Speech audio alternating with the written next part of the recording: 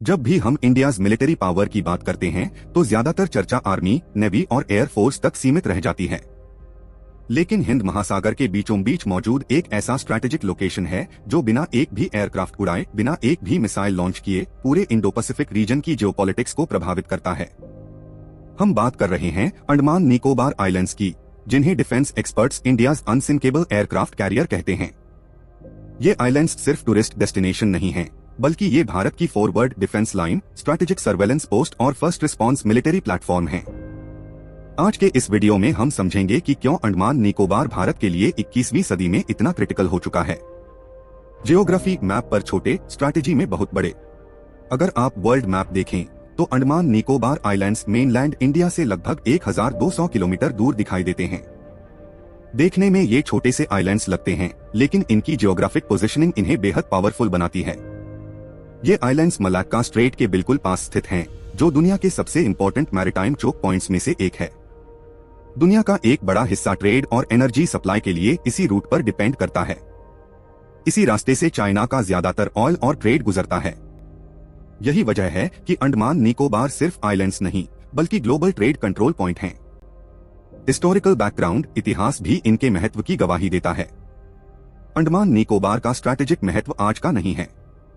British empire ने colonial period में ही समझ लिया था कि इन आइलैंड्स को कंट्रोल करना इंडियन ओशन पर पकड़ बनाने के लिए कितना जरूरी है। सेल्यूलर जेल केवल एक जेल नहीं था, बल्कि ये ब्रिटिश सर्वेलेंस सिस्टम का एक हिस्सा था। वर्ल्ड वॉर 2 के दौरान जापान ने इन आइलैंड्स को कब्जे में लेकर साउथ ईस्ट एशिया में अपनी नवल पावर को स्ट्रेंथन किया।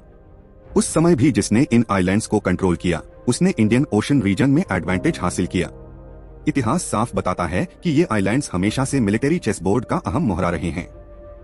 अंडमान निकोबार कमांड इंडिया का पहला TRI सर्विस कमांड। साल 2001 में भारत ने एक बेहद महत्वपूर्ण स्ट्रैटेजिक फैसला लिया और अंडमान निकोबार कमांड की स्थापना की। ये इंडिया का पहला ऐसा कमांड था जिसमें आर्मी, नेवी और एयर फोर्स को एक साथ इंटीग्रेट किया गया। इसका मकसद था faster decision making, joint planning और रियल टाइम कोऑर्डिनेशन। किसी भी इमरजेंसी या कॉन्फ्लिक्ट की स्थिति में मेनलैंड से ऑर्डर्स का इंतजार किए बिना यही कमांड इमीडिएट एक्शन ले सकती है। यही स्ट्रक्चर इन आइलैंड्स को बाकी मिलिट्री बेसिस से अलग और ज्यादा पावरफुल बनाता है। अनसिंकेबल एयरक्राफ्ट कैरियर, ये नाम क्यों पड़ा? एयरक्राफ्ट कैरियर मॉडर्न वॉरफेयर का सबसे पावरफुल सिंबल माने जाते हैं, लेकिन उनकी एक बड़ी लिमिटेशन होती है कि उन्हें डिस्ट्रॉय या सिंक किया जा सकता है। वहीं अंडमान निकोबार एक नेचुरल एयरक्राफ्ट कैरियर की तरह काम करता है, जिसे न तो सिंक किया जा सकता है और न ही आसानी से न्यूट्रलाइज किया जा सकता है। यहाँ से फाइटर जेट्स ऑपरेट कर सकते हैं, लॉन्ग रेंज सर्वेलेंस एयरक्राफ्ट उड़ सकते हैं, ड्रोन्स डिप्लॉय किए जा सकते हैं और मिसाइल सिस्टम्स को सपोर्ट मिल सकता है। यही कारण है कि डिफेंस एनालिस्ट्स इन्हें अनसिंकेबल एयरक्राफ्ट कैरियर कहते हैं।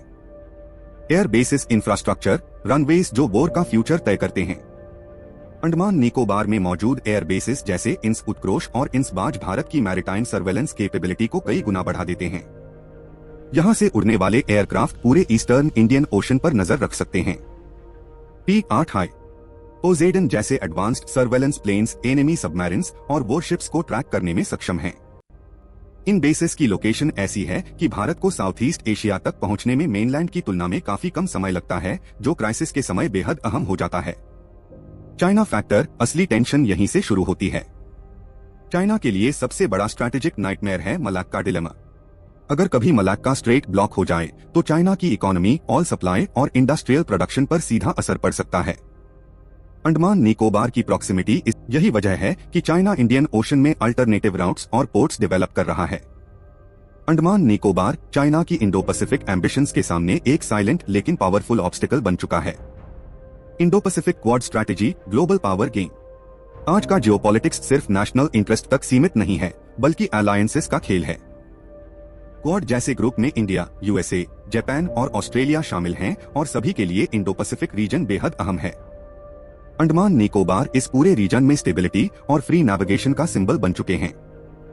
जॉइंट नवल एक्सरसाइजेस और इंटेलिजेंस शेयरिंग के जरिए ये आइलैंड्स भारत को ग्लोबल सिक्योरिटी फ्रेमवर्क का अहम हिस्सा बनाते हैं। सबमरीन वॉरफेयर, सी के नीचे की अदृश्य लड़ाई। मॉडर्न नवल वॉरफेयर में सबमरीन्स सबसे साइलेंट और डेडली वेपन मानी जाती हैं। अंडमान रीजन के डीप वाटर्स और नैरो चैनल्स सबमरीन डिटेक्शन के लिए आइडियल हैं। इंडिया यहाँ एडवांस्ड सोनार सिस्टम्स और under water surveillance network develop कर रहा है। इससे एनिमी सबमरीन्स के लिए इंडियन ओशन में ऑपरेट करना काफी रिस्की हो जाता है। ये आइलैंड्स भारत को अंडर वाटर डोमिनेंस दिलाने में अहम भूमिका निभाते हैं। Missiles, drones, future warfare. Future Wars traditional battles से अलग होंगी, जहां ड्रोन्स, लॉन्ग रेंज मिसाइल्स और स्पेस बेस्ड सर्वेलेंस अहम भूमिका निभाएंगे। अंडमान निकोबार की लोकेशन इन्हें फ्यूचर वॉरफेयर हब बनाने के लिए परफेक्ट है। मेनलैंड से दूर लेकिन स्ट्रैटेजिक हॉटस्पॉट्स के पास होने की वजह से यहां से फास्टर रिस्पॉन्स पॉसिबल है। डिफेंस एक्सपर्ट्स मानते हैं कि आने वाले समय में ये आइलैंड्स इंडिया की एडवांस्ड मिलिट्री टेक्नोलॉजीज का टेस्टिंग और डिप्लॉयमेंट जोन बन सकते हैं। सिविलियन इकोलॉजिकल चैलेंज, सिक्योरिटी बनाम सस्टेनेबिलिटी। हालांकि मिलिट्री इंपोर्टेंस बहुत ज्यादा है, लेकिन अंडमान निकोबार सिर्फ डिफेंस जोन नहीं है। यहाँ इंडिजिनस ट्राइब्स, फ्रैजाइल इकोसिस्टम्स और रिच बायोडाइवर्सिटी मौजूद है। भारत के लिए सबसे बड़ी चुनौती ये है कि सिक्योरिटी नीड्स और एनवायरमेंटल प्रोटेक्शन के बीच बैलेंस बनाए रखा जाए।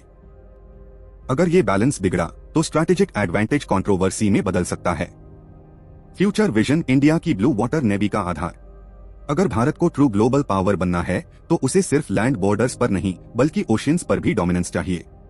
अंडमान निकोबार भारत की ब्लू वाटर नेवी की बैकबोन बनते जा रहे हैं। ये आइलैंड्स मेनलैंड इंडिया के लिए फॉरवर्ड शील्ड की तरह काम करते हैं और पूरे इंडो पैसिफिक रीजन में इंडिया की प्रेजेंस को मजबूत बनाते हैं। अंडमान निकोबार आइलैंड्स शायद रोज न्यूज हेडलाइंस में न दिखें, लेकिन जियोपॉलिटिक्स की चेसबोर्ड पर ये सबसे पावरफुल पीसेज में से एक हैं। जो नेशन इन्हें इफेक्टिवली यूज करता है वो इंडियन ओशन की स्टोरी लिखता है। आने वाले दशकों में जब इंडो पैसिफिक दुनिया का सबसे महत्वपूर्ण स्ट्रैटेजिक थिएटर बनेगा, तब अंडमान निकोबार भारत की सबसे बड़ी स्ट्रेंथ के रूप में सामने आएंगे। अगर आपको ये वीडियो पसंद आई हो तो वीडियो को लाइक करें, शेयर करें और चैनल को सब्सक्राइब करें। मुझे उम्मीद है कि आप लोगों को मेरी वीडियो पसंद आती होगी, तो ऐसी ही और डॉक्यूमेंट्रीज के लिए स्टे ट्यून्ड।